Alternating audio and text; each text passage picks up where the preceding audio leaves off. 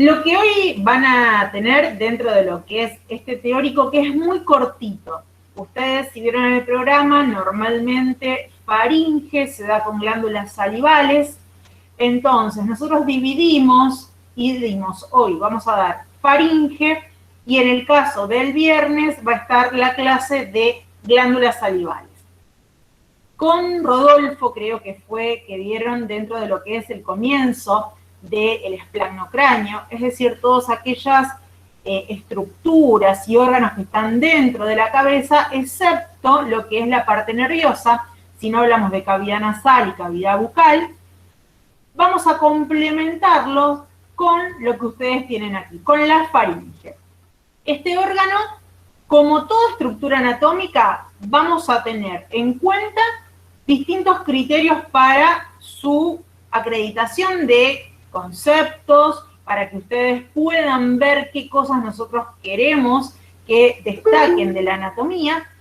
Y vamos a hablar de una definición, una conformación externa e interna, límites, relaciones topográficas, dentro de esa cavidad faríngea, cómo se divide, cuáles son las partes que tiene, tiene una nasofaringe, una orofaringe y una laringofaringe, y por qué se da esta división.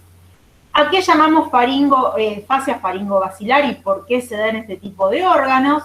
Y algunos aspectos de la túnica muscular, es decir, aquella capa muscular que tiene una importancia funcional, fisiológica dentro del comportamiento, no solamente dentro de la posición y estructura de este órgano, sino en cómo se comporta como un embudo que va a delimitar en algunos momentos el pasaje de aire y en otros momentos el pasaje del bolo alimenticio. Vamos a comenzar con esta imagen, como para que ustedes tengan una idea de lo que es. La faringe nosotros la podemos describir o definir anatómicamente como un conducto, un tubo o hasta una cavidad u órgano músculo membranoso, es decir, hueco, músculo membranoso interpuesto entre las vías respiratorias y las digestivas. Tiene una doble función. Cuando ustedes vieron con Rodolfo cavidad nasal, habrán visto que a partir de esa cavidad nasal propiamente dicha, que está dividida en dos mitades, hay una conexión hacia un órgano hueco, que es la faringe, que va a dar continuidad a estas vías respiratorias para conducir el aire ¿hacia dónde? Hacia la laringe y luego hacia la tráquea. Eso lo van a ver con respiratorio. Y en parte con tránsito cervical. Supongo que lo tendrán ya la semana que viene. En el caso de esta faringe, fíjense, toma entonces un doble sentido. Por un lado el aire que ingresa por la cavidad nasal. Sí. No aparece, digamos, que a mí me quedó en la parte de la primera diapositiva. ¿No avanzó a faringe? ¿A ninguno le avanzó? No, a mí tampoco. A mí tampoco. No, a mí tampoco. A ver, bueno, no, profe, porque no está en presentación. No, está en presentación. ¿Ahí lo ven ustedes? Sí, ahí pasó. Y ahora se ve. Y ahora sí pongo presentación, fíjense. ¿Se ve? No, no, se ve, claro, se ve en faringe, pero no está en presentación. Está en presentación, pero es raro.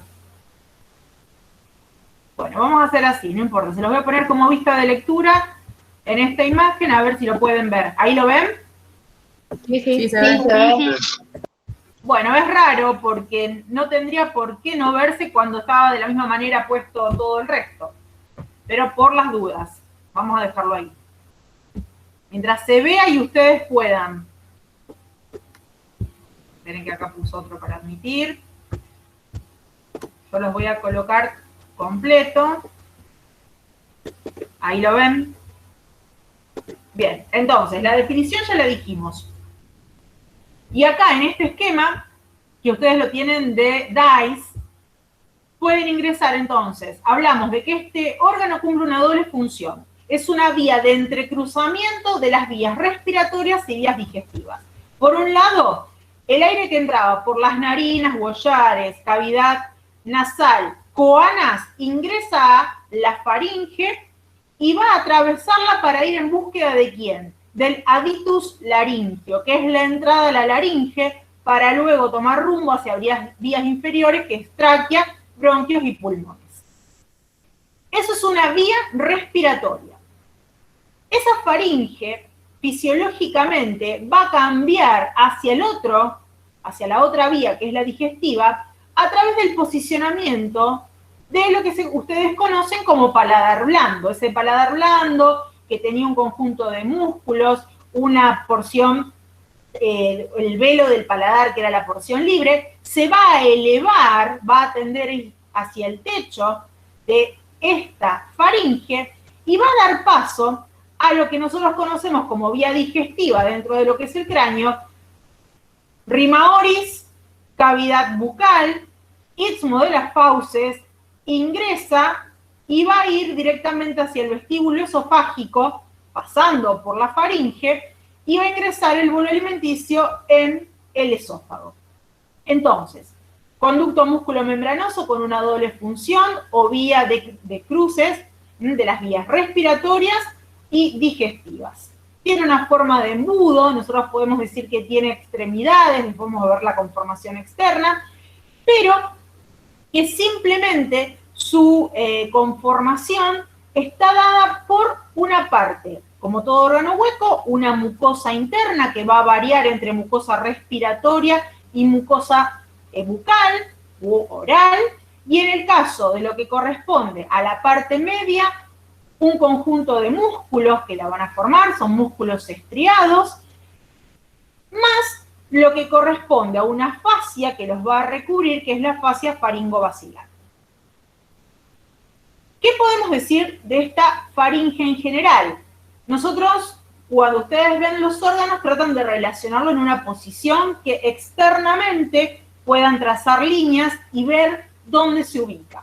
Entonces, el límite exterior va a estar dado en el equino a nivel de la primera vértebra cervical.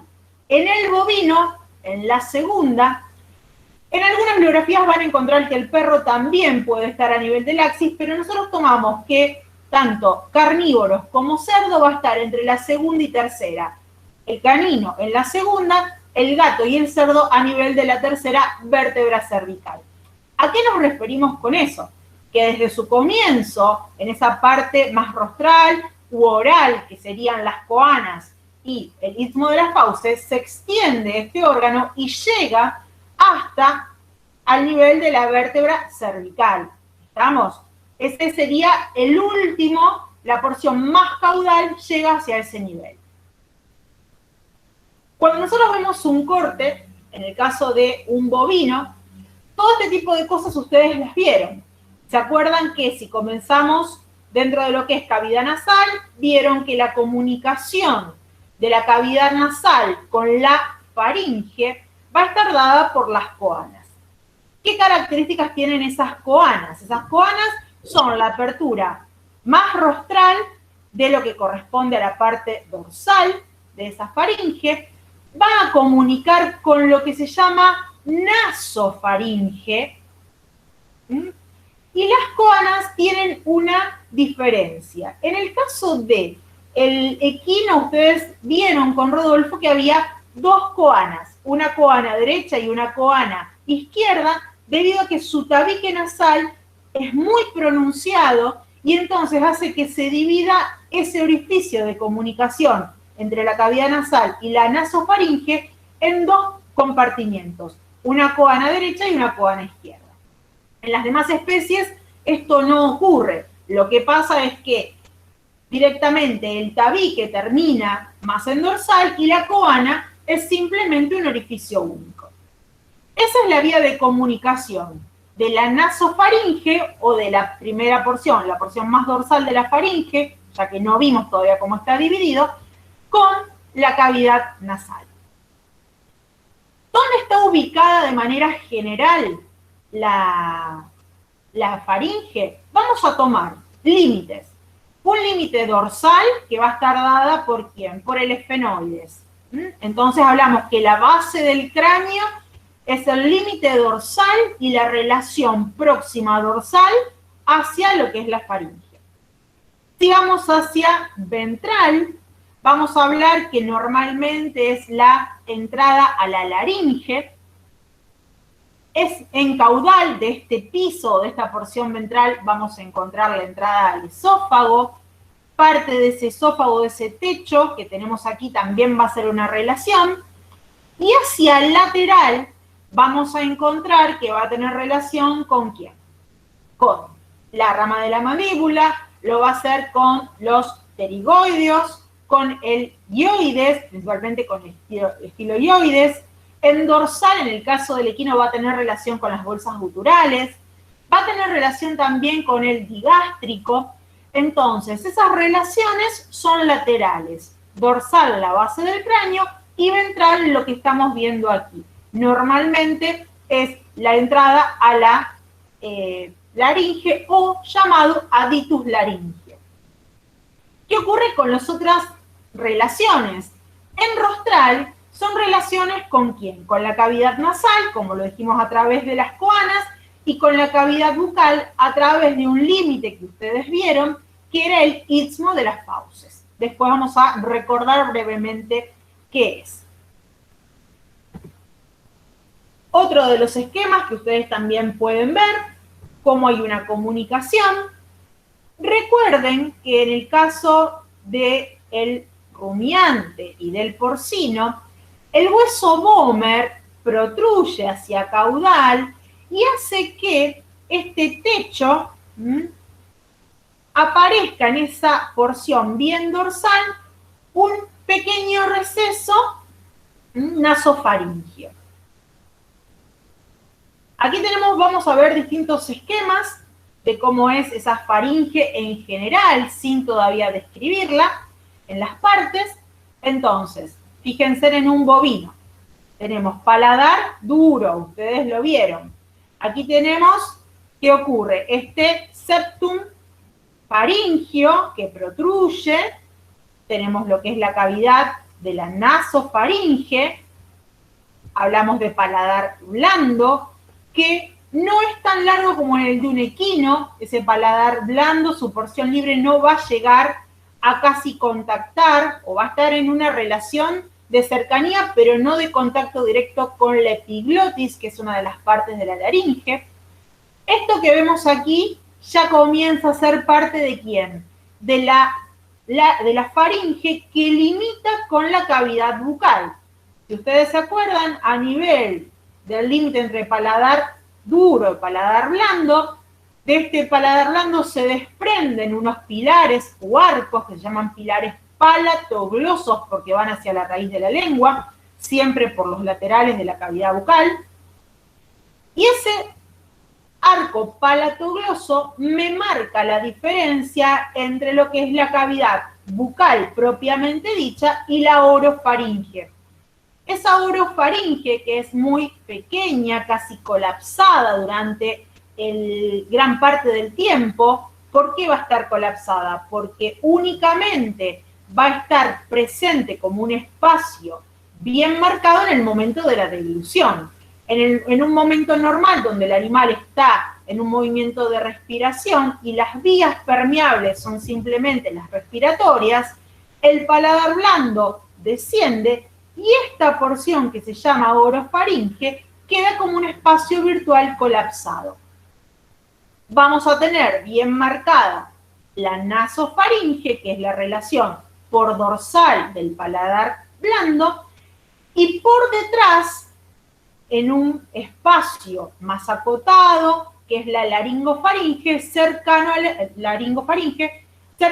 a la entrada de la laringe, y es esta porcioncita. Entonces, externamente dijimos relaciones con la base del cráneo, paladar duro, paladar blando, base de la lengua con el aditus laringio y el esófago, externamente con lo que era la parte muscular y relaciones como puede ser la mandíbula, e internamente esta cavidad se divide en tres. Por ahora vemos una nasofaringe, bien en dorsal, una orofaringe cercano a ¿quién? Al límite con la cavidad bucal, y una laringofaringe alrededor de la entrada a la laringe. En el caso del cerdo ocurre lo mismo, fíjense, aparece ese septum faringio, la coana es única, pero aparece un receso. Después, con respecto a las partes, van a ser igual, paladar blando, lo tienen aquí. Esto es parte de lo que corresponde a cartílagos de la laringe. En el caso del perro, vamos a encontrar igual todo lo que es la nasofaringe. Fíjense en la orofaringe, qué chiquita y que queda ahí en el momento que está respirando el animal, porque la vía es la respiratoria la que está habilitada. ¿Qué pasa con el perro? En el perro normalmente ustedes habrán escuchado hablar que dice, bueno, puede estar respirando y tomando agua. ¿Por qué? Porque es tanto el tiempo que tarda con esa forma de cucharita de tomar agua que necesita en ese periodo de hacer una respiración. Nosotros si tomamos un líquido, agarramos una botella o un vaso, en el momento que estamos tragando el líquido, nosotros somos conscientes y tenemos que hacer ese cambio entre la parte digestiva y la respiratoria. Obliteramos respiratoria y habilitamos la digestiva. En el caso del canino, hay unas vías que después las vamos a ver en el piso, que permiten que a ambos lados de la laringe, como dos pequeños surcos que se llaman recesos piriformes, el líquido, ya sea que esté tomando o la saliva que produce, vaya hacia el esófago sin tener que habilitar de manera deglutoria a esta vía digestiva. ¿Qué vamos a decir dentro de la conformación? Esto es un cuadrito como para que ustedes, una estructura tan así, tan vaga como es la faringe, la puedan resumir. Vamos a tener una conformación externa, las relaciones que ya dijimos, y vamos a encontrarle, ya que es una cavidad que dijimos que tenía una forma de embudo, una porción ancha en rostral y hacia caudal se empieza a hacer más estrecha, vamos a nombrar caras. Cara ventral, que sería la base, una cara dorsal y dos caras laterales. Dos extremidades, una rostral y una caudal. Y orificios que son los que lo conectan con otras estructuras ajenas a ella. Dentro de las caras vamos a hablar de una cara dorsal. Esa cara dorsal, que yo les nombré antes en relación con la base del cráneo, va a tener como estructuras bien marcadas un rafe faringio. Ese rafe es al cual todos los músculos que forman la pared de la faringe confluyen en dorsal, forman ese rafe medio y hacia los laterales y parte de ese techo vamos a ver los vientres musculares. Después vamos a ordenar qué músculos son los que lo forman. Vamos a encontrar internamente, si pensamos que esos músculos forman un techo en dorsal, externamente veo el rafe, pero internamente voy a ver un techo y ese techo que tiene forma abovedada, forma bien cóncava, se va a llamar fornix faringio. En el caso del piso ventral vamos a encontrar recesos piriformes, que después lo vamos a marcar, el espacio glosoepiglótico, que es el espacio que media entre la raíz de la lengua y el cartílago epiglótico, y allí vamos a ver como un pequeño pliegue que actúa a modo de valécula epiglótica o quilla. El líquido cuando pasa por ahí se hace más lento para no ir con tanto ímpetu hacia lo que es el esófago y no producir una falsa vía. Entonces, ese pliegue que está en ventral, en el piso de la faringe, hace que cuando uno traga líquido, ese líquido diverge hacia ambos lados, hacia los recesos piriformes, y toma una dirección más directa hacia el esófago. En los laterales vamos a hablar de los músculos constrictores, dilatadores y en algunos casos acortadores de la faringe. Dentro de la extremidad vamos a hablar rostral, como les nombré, aquella que está relacionado con las coanas, con el istmo de las fauces. En el caso del istmo de las fauces, vieron que era límite entre lo que es paladar blando en dorsal, pliegues o arcos palatoglosos hacia los laterales y raíz de la lengua en ventral. Ese es uno de los límites rostrales. El otro límite son las coanas, que ya dijimos qué particularidades tenían, y hacia caudal hablamos de vestíbulo esofágico en dorsal, en la parte dorso-caudal, y en ventrocaudal el aditus laringio. El aditus laringio, que es la entrada a la laringe, está formada por lo que corresponde a los el cartílago, vamos a empezar por el más importante, el cartílago epiglótico, los cartílagos aritenoides o los corniculados del aritenoides, más un pliegue que se llama pliegue aritenoepiglótico. Esas tres estructuras forman el orificio o el ostium, el aditus, por donde va a ingresar el aire hacia la luz de la laringe, que es otro órgano distinto. Dentro de los orificios vamos a encontrar orificios pares, como son la coana, en el caso del equino, las trompas auditivas. Cuando vieron con Horacio bolsas guturales, si no me equivoco lo dio él, vieron que en todas las especies, en el oído medio hay una conexión con la faringe a través de una trompa que se llama trompa auditiva. En el caso de los humanos se llama trompa de Eustaquio, o trompas tubáricas también le pueden llamar. Esas trompas auditivas conectan el oído medio con la pared lateral de la nasofaringe, se abren allí a través de un orificio que está bien marcado y dilatado en el caso del equino, en las demás especies está en forma de ojal.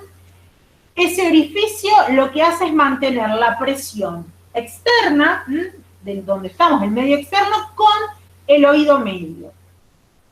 Nivela las presiones y en el caso del equino, ustedes vieron que esas trompas auditivas estaban dilatadas en su porción lateral, en relación también con la faringe, que son las bolsas guturales, únicamente presentes en el equino y que su función, una de sus funciones, porque podemos hablar de hasta 10 funciones, es la de regular, en el caso del ejercicio, la presión de la carótida interna cuando va a formar parte del polígono de Willis para lo que es la irrigación encefálica. Eso lo vimos cuando vimos encéfalo. ¿Se acuerdan que el polígono de Willis, uno de los contribuyentes, era la carótida interna? Bueno, en el equino, para regular esa presión, aparece esta dilatación de las trompas auditivas. Las trompas auditivas desembocan en la nasofaringe, en la pared lateral, luego lo vamos a ver, y están cubiertas por un pliegue de mucosa llamado pliegue salpingofaringio. Ese pliegue salpingofaringio solapa esta abertura y entonces toda esa estructura es lo que me da ese orificio de conexión entre lo que es la nasofaringe y la trompa auditiva. Istmo de las fauces, que es la comunicación única con la cavidad bucal.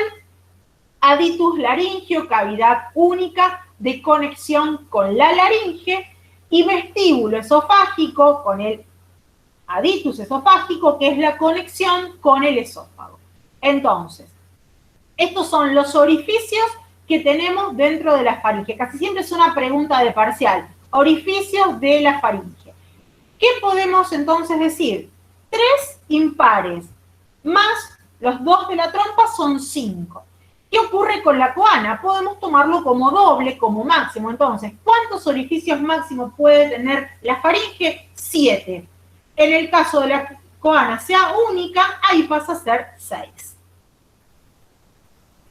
Bueno, esto es un corte de varones, una vista caudal. ¿Por qué no tenemos vistas rostrales? Porque una vez que nosotros hacemos una inspección, vamos a ver las comunicaciones a través de los orificios, pero los músculos es más difícil poder encontrarlos.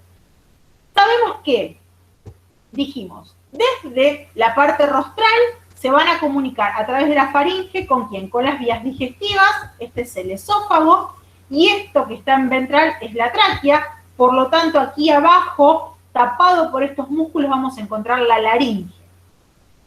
¿Qué ¿Qué vemos en esta imagen y qué me interesa a mí que ustedes se lleven? Que este órgano tubular, es decir, o este tubo hueco formado por una capa músculo-membranosa, está formada por estos músculos que van a estar divididos en tres partes: rostrales, medios y caudales. Eso está relacionado principalmente con su origen y su inserción. En el caso de los rostrales, vamos a hablar de pterigofaringio y palatofaringio. Esos son los dos y hay uno de cada lado. Palatofaringio derecho y pterigofaringio derecho, y el izquierdo, que es el que lo complementa. Ambos músculos se originan, en el caso del pterigofaringio, en el pterigoides, y en el caso del palatofaringio, en el velo del paladar blando. Ellos se van a dirigir hacia dorsal en búsqueda de ¿quién? Del homólogo, y se van a unir en un raspe medio, que ya lo nombramos en dorsal. Estos músculos son constrictores, hacen una primera constricción para luego ir formando una onda peristáltica, y en el caso del bolo alimenticio, desde que atraviesa el istmo de las fauces, que lo hacemos nosotros de manera voluntaria, nosotros gestionamos con un montón de actividades, ya sea del aparato masticatorio y de la parte deglutoria, ese movimiento hacia la primera parte de la faringe. Esos constrictores van a estar ayudados por un segundo grupo, que son los medios, llamado estilofaringio rostral. Por lo tanto, si ya le hablo de un rostral, ustedes saben que va a haber uno caudal y un iofaringio. El iofaringio y el estilofaringio van a originarse del dioides, cada uno ya sea del estiloioides o del dioides directamente, de alguna de las apófisis, y van a ir a insertarse también en dorsal de este raspe medio. ¿Qué me está quedando en caudal? También la tercera parte de esta onda peristáltica, que ya no se van a anclar en estas porciones más rostrales, sino que lo van a hacer en estructuras cartilaginosas de la laringe, que son el cricofaringio, que se origina en el cartílago cricoides, que es único en el caso de la laringe, y va a ir hacia el raspe medio. Es este que vemos aquí, chiquitito, a ambos lados, y aquí este grande es el tirofaringio, que lo hace desde el cartílago tiroides de la laringe, también único, hacia el raspe medio.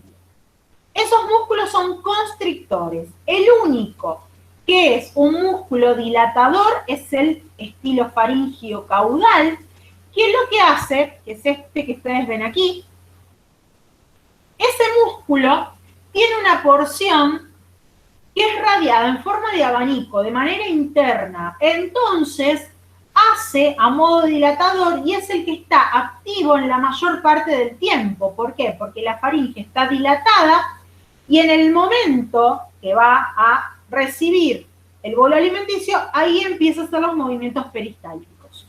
Entonces, si vamos de rostral, por ahí una manera más fácil a ustedes de recordarlo es palato, pterigo, estilo, io, crico, tiro. Acá está puesto en orden por una cuestión de cuál es más rostral y cuál menos.